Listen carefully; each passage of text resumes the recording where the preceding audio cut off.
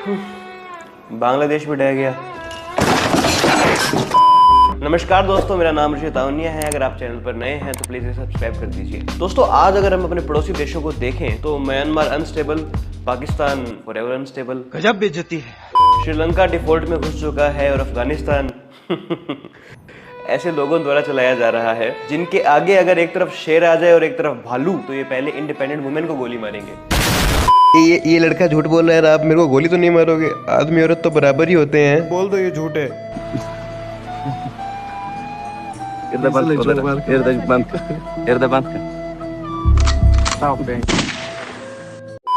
अगर हम अपने पड़ोसी देशों को देखें, आसपास देखें, सारे देश डूब रहे हैं, सारे देश बैंकरप्सी की तरफ है और इन सब के बीच हमारा देश भारत आज भी सीना चौड़ा करके सुपर पावर बनने की तरफ बढ़ रहा है। इस बात का मुझे गर्व है। मुझे गर्व है हमारी पॉलिटिकल लीडरशिप स्ट्रांग है, मुझे गर्व है हमारी आर्मी स्ट्रांग है, मुझे गर्व है हमारी डिप्लोमेसी अच्छी है। लेकिन आप इस बात पर गर्व कर पाते अगर आप अमेरिका या फिर यूरोप में होते। इंडिया में अपने देश पर गर्व करना आजकल पाप हो गया है, क्योंकि रुको अच्छे से बताता हूँ। लेडीज एंड जेंटलमैन, अगर आज हम पूरी दुनिया को देखें तो दुनिया के बड़े बड़े देश अनस्टेबल हो रखे हैं और इन सब के बीच अमेरिका आज भी नंबर 1 पोजीशन पर खड़ा है। मुझे गर्व है मेरी मिलिट्री पर, मुझे गर्व है आप सब पर, मुझे गर्व है मेरे प्रेसिडेंट पर, मुझे गर्व है हमारी स्ट्रॉन्ग लीडरशिप पर। Hello America! Hello America!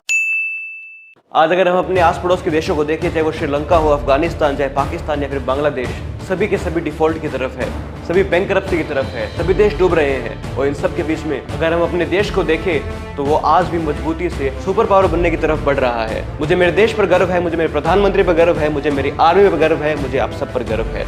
जय हिंद! अंधभक्त।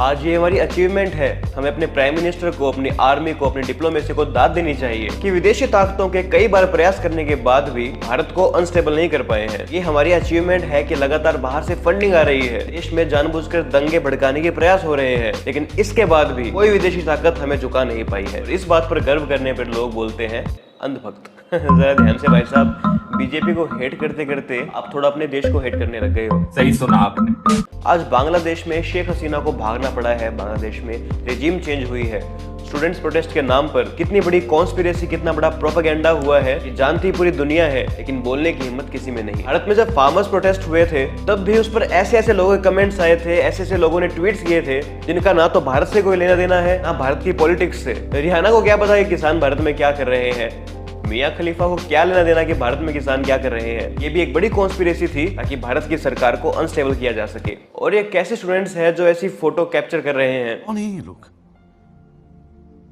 कहां से आते हैं?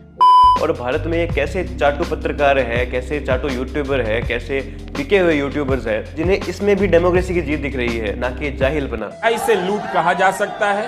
कई जानकारों का कहना है कि यह लूट नहीं है, बल्कि जनता को आज एहसास हो रहा है कि उसे अधिकार और शक्ति मिली है।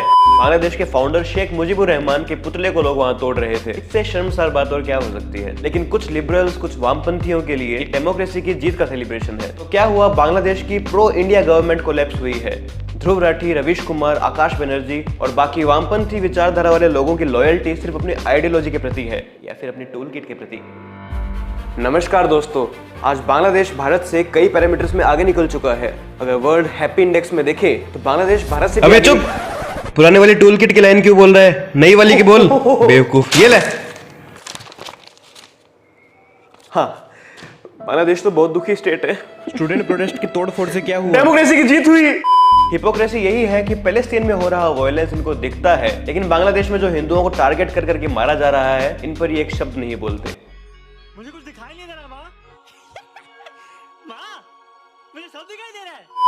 हिपोक्रेसी ये है कि यहाँ से 4000-5000 किलोमीटर दूर की समस्या इनको दिखती है, लेकिन अपनी बॉर्डर पर हो रही समस्या पर ये चुप रहते हैं। आज बांग्लादेश में हिंदुओं की टारगेट किलिंग हो रही है, हिंदुओं के मंदिरों को जलाया जा रहा है, ऐतिहासिक मंदिरों को जलाया जा रहा है। भारत का सो कॉल्ड विपक्ष जैसे राहुल गांधी के छोटे मोटे चेले, वामपंथी मीडिया, बिके हुए यूट्यूबर्स इनके पक्ष में ना बोलेंगे ना कोई वीडियो बनाएंगे, क्योंकि इस मुद्दे पर वीडियो बनाने के इनको पैसे नहीं मिलते। उल्टा ये वही लोग हैं जब CAA के माध्यम से हिंदुओं को वापस भारत लाने का प्रयास हुआ था, इन्हीं लोगों लोगों ने उस बिल का विरोध किया था। तो क्या आज बांग्लादेश में जो हिंदू है, जो वायलेंस का शिकार हो रहे हैं, उन हिंदुओं पर हो रहे वायलेंस के दोषी क्या ये यूट्यूबर्स, बॉलीवुड सेलिब्रिटीज, मीडिया वाले नहीं है? इन लोगों ने भारत की जनता को भड़का कर CAA बिल के खिलाफ भड़का कर सड़कों पर उतारा था। अगर CAA उस समय लागू हो जाता तो शायद आज कुछ वहाँ के हिंदुओं की जान बच जाती, को वायलेंस नहीं सहना पड़ता। इसलिए मैं कहता हूँ सिर्फ ऑनलाइन किसी को सिंपैथी मत दिखाइए। अगर हिंदुओं का परसिक्यूशन हो रहा है तो उस पर भी आवाज उठाइए और गर्व करो अपने देश पर, अपने मिलिट्री पर, अपने प्रधानमंत्री पर, अपनी स्ट्रॉन्ग लीडरशिप पर। अगर अपने देश पर गर्व करने को अंधभक्ति बोलते हैं तो मैं हूं अंधभक्त। शुक्र बनाइए आप इस देश में पैदा हुए हैं। इतनी भयंकर फॉरेन फंडिंग और फॉरेन प्रोपेगेंडा के बाद भी देश एक मजबूती के साथ खड़ा है, हमें कोई नहीं झुका पाया है। इस फॉरेन प्रोपेगेंडा का एग्जांपल मैं भी बता देता हूं आपको। कुछ दिन पहले बांग्लादेश के प्रधानमंत्री शेख हसीना ने एक बयान दिया था